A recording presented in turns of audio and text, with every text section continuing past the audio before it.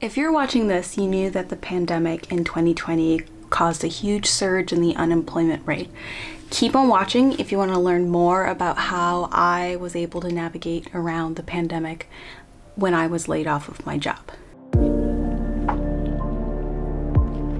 Hi, my name is Kim Barnes, and I help tech-savvy professionals navigate and stand out in the Salesforce ecosystem, one of the fastest growing tech ecosystems in the world. During the 2020 pandemic, I lost my job soon after having been hired that same year.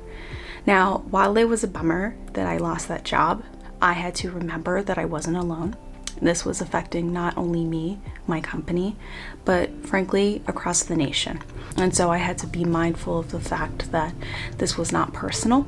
Unfortunately, it was just business. Now, what does that mean? I knew right from the get-go that I had to protect my energy. I had to make sure that I was mindful that negativity was not going to serve me well during my job hunt. I had to treat job hunting like it was my job while and when I filed for unemployment. And I also had to make sure that when I was going through all of that, that I was going to make sure that I exuberated confidence, because recruiters can have a sense if you're not confident enough and you're unable to sell your skills during that time. So that's the number one thing, is to make sure your mindset is in the right place. And if your mindset is not in the right place, take a break or find a friend that can really hype you up. And if you're not sure who that friend is, it can be your mom, it can be somebody that you've networked in your professional community. But the most important thing is to make sure that your skills are unique and special, and you can always use them in some capacity. And the tech community would certainly welcome that too.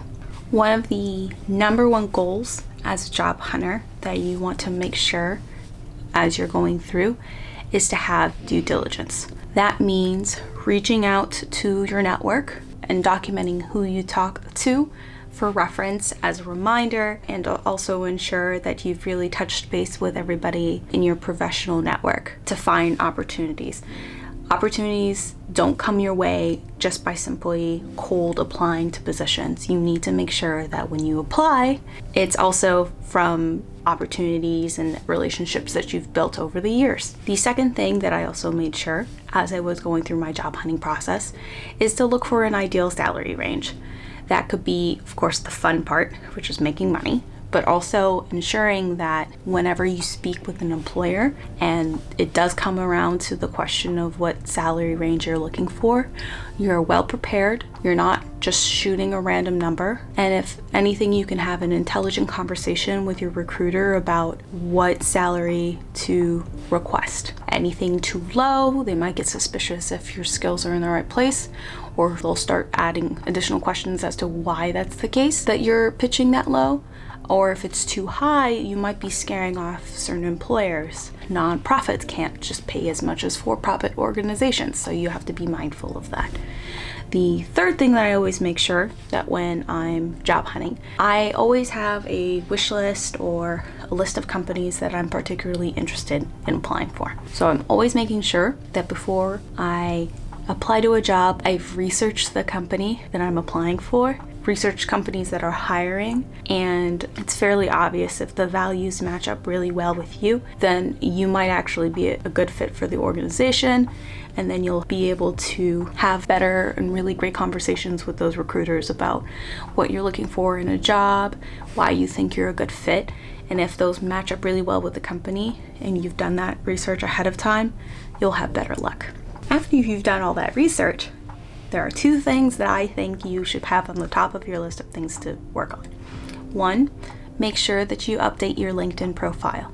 One of the things that LinkedIn does is that every time you make an update to your profile, it actually changes the algorithm and encourages messages and makes recommendations to recruiters that you change your opportunities or you're interested in new work. On top of that, a really optimized LinkedIn profile can look really good when recruiters are searching certain titles and they see that you have this title and they notice that you're open for opportunities. Those, in fact, can also be set in the background. You don't have to write open for opportunities at the top of your LinkedIn profile.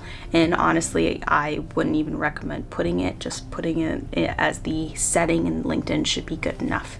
Second thing that I think is vital, obviously, is having a starting resume. Make sure that your resume is up to date, that it reflects the opportunities that you're generally looking for, but also being mindful that when you apply to certain positions, if that resume that you currently stick to doesn't quite match the description of the job that you're applying for, don't forget to make sure that you put that edit in or different bullets in there. That will actually make sure that it can be the best application that it can be for you. Are you diligent about your job hunt? Do you make specific notes? I'd love to hear in the comments some things that are important to remember as you're going through this job hunting process. The first thing that I always tell people is to be prepared for things to take some time. During that pandemic especially, or during a job crisis, the process of applications and looking for work and frankly just the load and opportunities goes slow. So that just means that it's going to take longer. The job hunt process is just going to be longer just because of the nature of the economy. And so I was always mindful too that while normally in some instances certain companies would only take like a week to get back to me, I had 1 or 2 instances where the company took like 2 weeks. And so it's important to just be patient with yourself and know that it's going to take a little more time on the employer's end to get back to you. The second thing that I made sure in my process as I was going along is I was being more aggressive with putting in applications.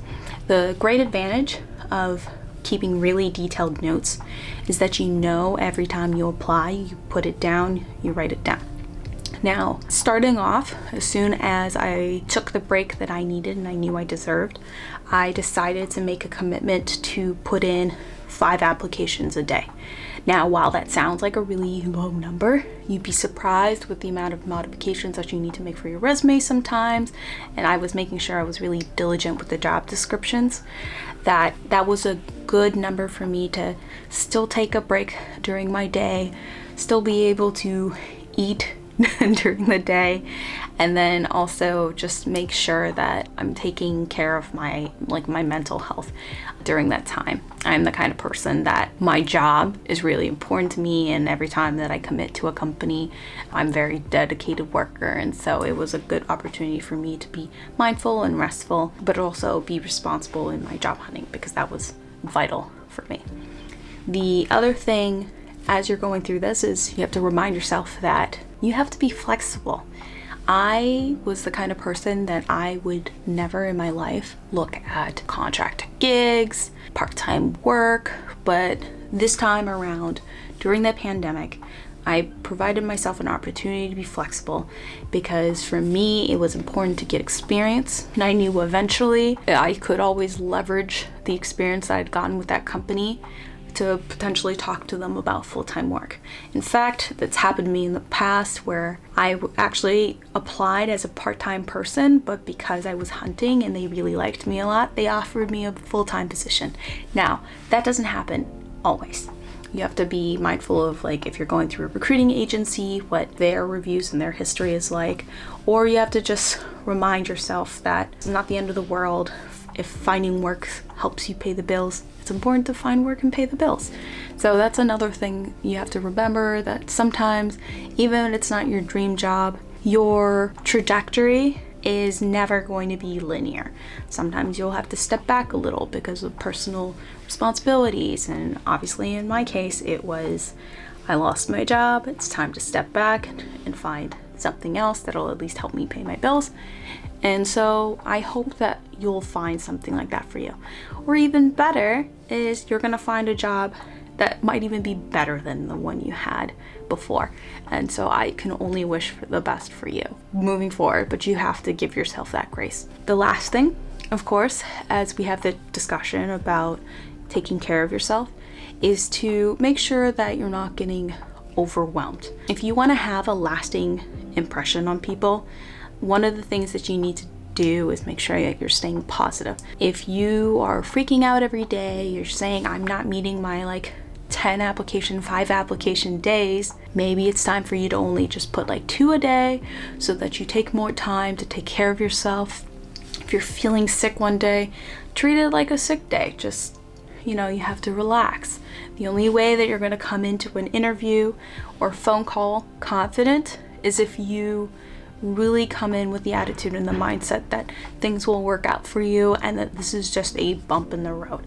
And if there's any takeaway that I hope that you get out of this, is that staying organized and being mindful and taking care of yourself is the key takeaways. If you're still stuck on where to start as far as your job hunt goes, I hope that you'll visit lipstickandtech.com to join our mailing list, where we have a bunch of really great freebies, including how to develop a winning resume, which I think any viewer watching this would really enjoy.